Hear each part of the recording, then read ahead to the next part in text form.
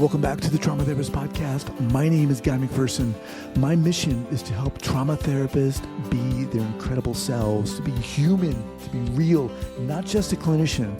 I'm a big believer in who we are is more important than what we know, and this requires cultivating authenticity, genuineness, and vulnerability, and that requires intention. You can learn more about my courses and workshops by going to thetraumatherapistproject.com. That's thetraumatherapistproject.com. Let's get started. All right, folks, really excited to bring back today Jennifer Kindera. I interviewed her several months ago, but wanted to bring her back. She's doing a lot of really positive things in this field, and you can learn more about her by going to jenniferkindera.com. All right, here we go. All right, so 5, 4, 3, 2, and 1. All right, guys, welcome back to the Trauma Therapist Podcast. Guy McPherson here. Very excited to have as my guest today, Jennifer Kindera. Jennifer, welcome. Oh, thank you, Guy. I'm so happy to be here. Awesome. So Jennifer is I just lost my notes here. Sorry. Jennifer's a complex trauma survivor who's been traveling the path of recovery for over 25 years. As a certified advanced trauma recovery coach, she works one-on-one and in group settings with survivors of physical, emotional, and sexual abuse. Offering an honest, inclusive, and compassionate space for the unfolding of her client's life journey, Jennifer focuses on some of the byproducts of trauma: shame, codependency, and addiction. Jennifer's writings can be found on Medium, most often curated under the mental health category, and she also serves as the director of innovative client solutions and is a mentor to current students oh boy, I'm gonna have to redo this, Jennifer. No worries. I missed that. You're at the International Association of Trauma Recovery Coaching. All right, hang on. Oh boy, that's okay. We're recording this. I can do that. I think what happened is I copy and pasted that. I wasn't sure when I put it together how long it was supposed to be or how detailed. No, that's fine. Okay. Yeah, I usually just International Association of Trauma Recovery Coaching. Okay, I'm gonna redo this. International Association of Trauma Recovery Coaching. Yep. Coaching. Okay. I hear a pup. Oh, that's outside. Oh. Yeah, that's outside. All right. Next. Okay, I'm gonna redo this.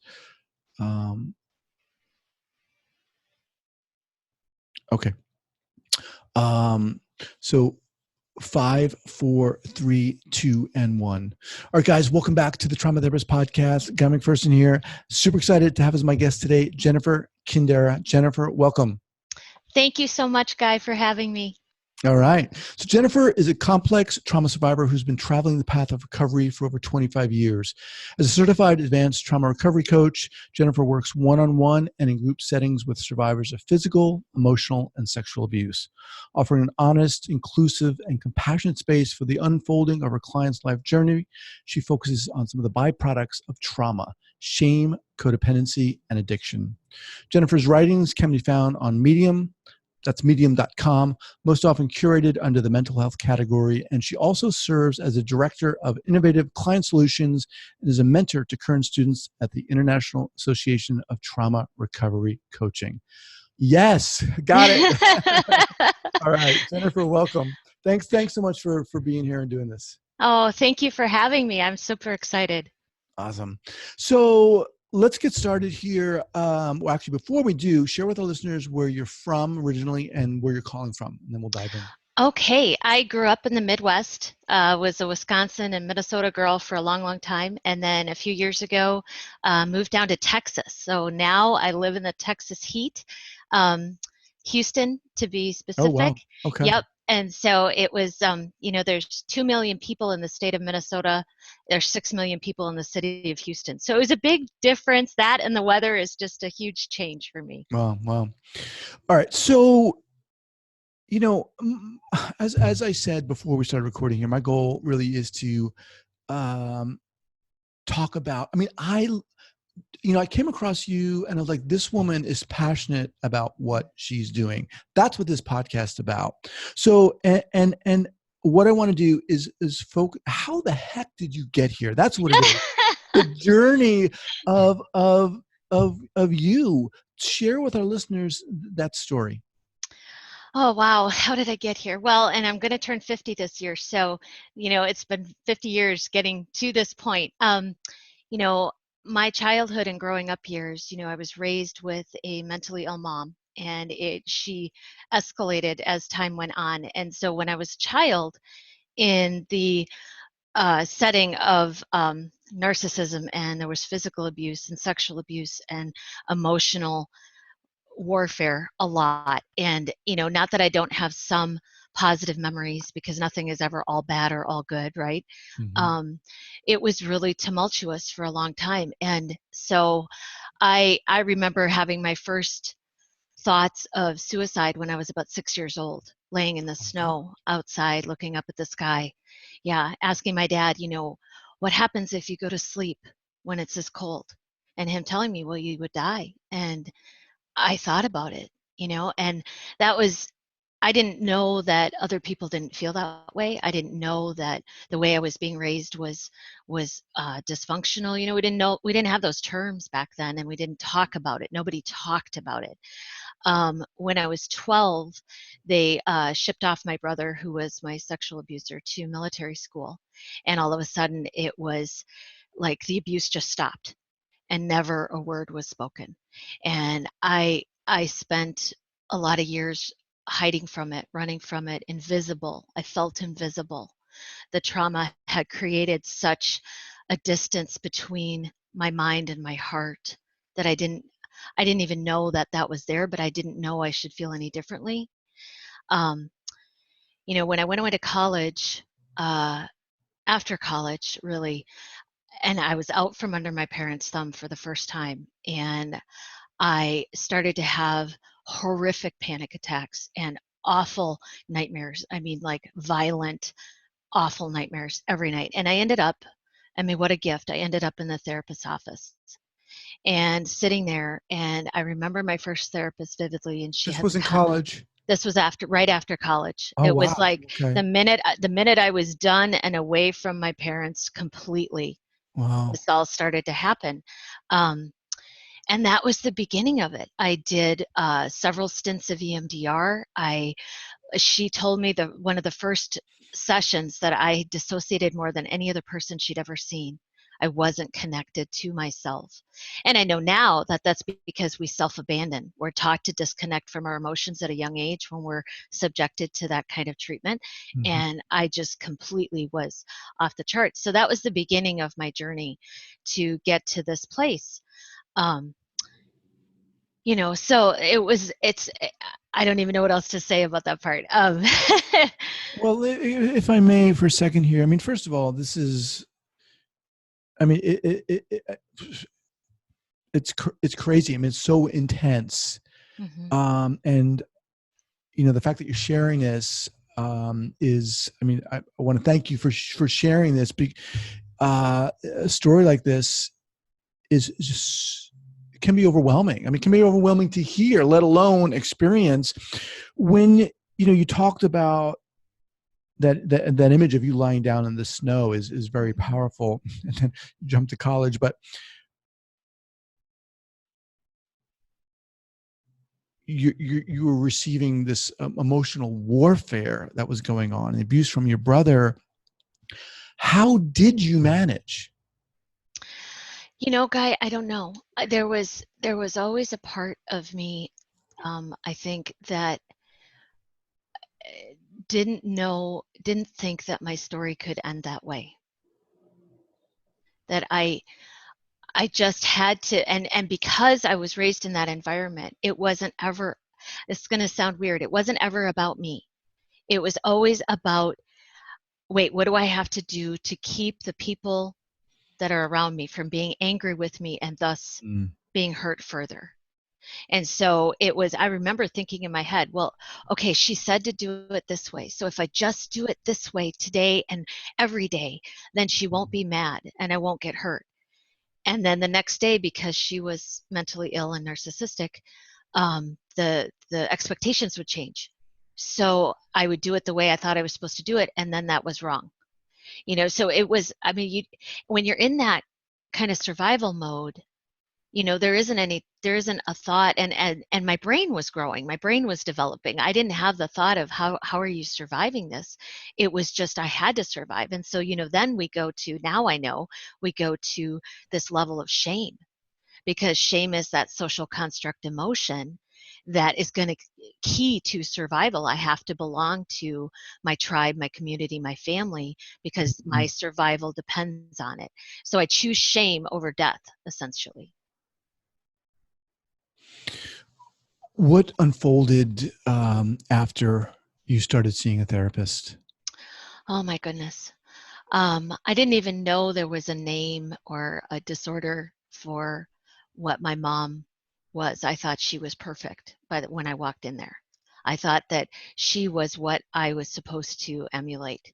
Um, and finding out that it wasn't my fault, that I didn't bring this on, that I wasn't going to be able to change this overnight, but that the journey along the way and the glimmers of hope along the way through the pain and unpacking the pain and holding it up to the light were profound. I remember when I got pregnant with my daughter, I have 2 children, and I remember holding her in the hospital and thinking, she is never going to feel the pain that I felt when I was a child. She may have different pain, but she is never going to be physically abused. She is never going to be hurt in those ways. Man, I can feel that. And that is so crazy. I am tearing up. Yeah, it's very powerful. It's very powerful. I mean, so here you are, you're helping others. How did that, how did you How did I get there? that role and that passion? Well, and for a long time, walking this path on my own in therapy, EMDR, reading what I could, learning about what was going on with me, the neuroscience of it, all of it, that was enough. And I worked corporate America. I managed a resort. I had several different, paths on my career, in my professional life. And, in the back of my head, though, it was always, kind of, what do you want to be when you grow up?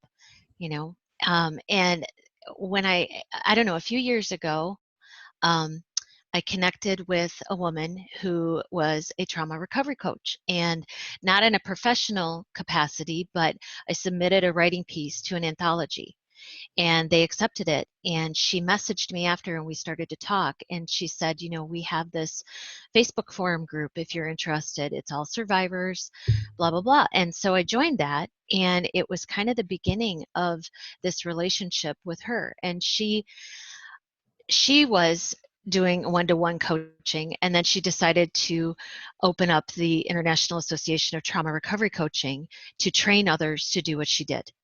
And she messaged me when she had the first class and said, I think you'd be a great fit. And I went, And I didn't sign up for that class. I went in the next session. And it's been quite a journey. I love what I do. And one of the things that I think about all the time is that there was no reason for what happened to me or what happens to others who are put in, those situations as children. There's no reason, but this gives us purpose. This gives us purpose to go out there and be of service and help other people to navigate these waters that are so insane. And the byproducts of what trauma brings us. The trauma came first, and then came the addiction, and then came the shame and the codependency, and actually the addiction's probably after. But and I would say that the big, before that happened, I should intercept or put this in there. The biggest catalyst for me to start to look for something on a deeper level and in terms of service was that my mom took her own life when I was in my 30s, and left me to clean up the mess, and it was a mess. And so that was, at that point then, I veered off my path and started to drink wine and went downhill really fast and ended up in treatment in 2 years. And, it's just, there's been a lot to my story that we can't possibly cover. And, Right. But all of those parts and pieces brought me to this place where I have learned. There's always something new to learn. I want to keep on learning, and I want to keep on teaching, and I want to help people to navigate this, because that whole realization of this is not your fault and you matter. You matter enough to heal. You matter enough to take the chance to trust someone. I mean, for a trauma survivor, even trusting one other person, it's like they don't even know where to start. Right. Right.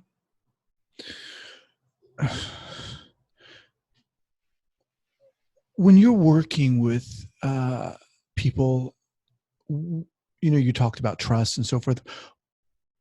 What are you seeing as some of the challenges that, in addition, I guess, to trust and so forth, that you feel people who suffer trauma are struggling with? You get engaged with a client, you meet a client and so forth. What are you seeing from your experience that oftentimes people are struggling with to take that initial step to get in there? A lot of times I see a lot of relational issues. They're having trouble with their boss, their boyfriend, their husband, their wife, and they get in because they think, and then they're also having, it can be such a variety of things. They can be having a lot of negative thoughts about themselves and the world at large. They can have, and which is shame. They can be having trouble relationally, and their partner is saying, I think you need help. And them, or they're overcome with waves of emotion and anger that they just don't know how to deal with because they've stuffed it down for so long. Mm-hmm. And one of the most important things that I talk to clients about is that your psyche, your brain is built to protect you, and it's like a sponge. And what happens when you oversaturate a sponge? The water leaks out the edges, right? So here they are, they're going along in their life, and they've got their house and their white picket fence and their 2.5 kids and their dog, and all of a sudden they're having panic attacks or overwhelming emotions or relational issues. And they think about, they're having a lot of thoughts about, when I was a little kid, this is how my parents did this, and I feel really awful when I think about that. And I do a real bottom-up approach with this, because we can't heal trauma just in the front of the brain. It doesn't work. If that worked, I wouldn't have clients that say, I was in talk therapy for 15 years and I never felt any better. We talk about where you're feeling this in your body. What are other modalities we can employ to help you navigate this?